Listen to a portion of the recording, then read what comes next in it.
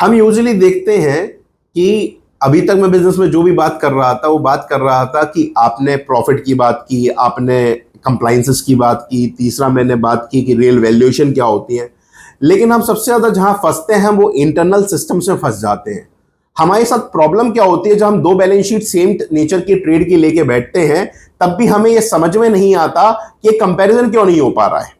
हम अपनी balance sheet लेके बैठते हैं तो हमारे खर्चे कुछ अलग हेड्स में डले होते हैं और जो इंडस्ट्री के स्टैंडर्ड्स हैं उसके खर्चे कुछ अलग हेड्स में डले होते हैं। तो हम एक्चुअल में यह नहीं समझ पाते कि हमारा खर्चा कहां पे ज्यादा हो रहा है या कहां पे कम हो रहा है, या हमारा प्रॉफिट कंपैरेटिव में कम ज्यादा क्यों हो रहा है, क्योंकि हम इंडस्ट्री के स्टैंडर्ड्स को नहीं जानते। तो हमारे यहाँ भी वही गड़बड़ होती है, हमारे यहाँ अकाउंटिंग का कोई स्टैंडर्ड नहीं है। हमारे एक नया अकाउंट आता है, अगर कोई खर्चा नया हुआ, उसने अकाउंटेंट ने एक नए खर्चे का एक नाम दिया, उसका मन हुआ उसने उस खर्चे को कहीं पे भी डाल दिया। सेलिंग का खर्चा वो एडमिनिस्ट्रेशन में डाला हुआ है, एडमिनिस्ट्रेशन का खर्चा वो ऑफिस में डाला हुआ है, ऑफिस का खर्चा वो डिस्ट्रीब्यूशन में डाला हुआ है।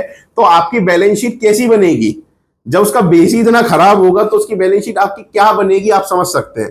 तो हमारे लिए सबसे मुश्किल काम क्या होता है, एक स्ट्रक्चर्ड स्टैंडर्ड्स नहीं बने हुए अकाउंटिंग के। और अकाउंटेंट इसलिए हमें चलाता है क्योंकि आपको उसको भगवान भी आके नहीं बता सकते कि इस हेड के अंदर एक्चुअल में क्या डला हुआ है, वो हेड जब तक वो खोल के ना देखे।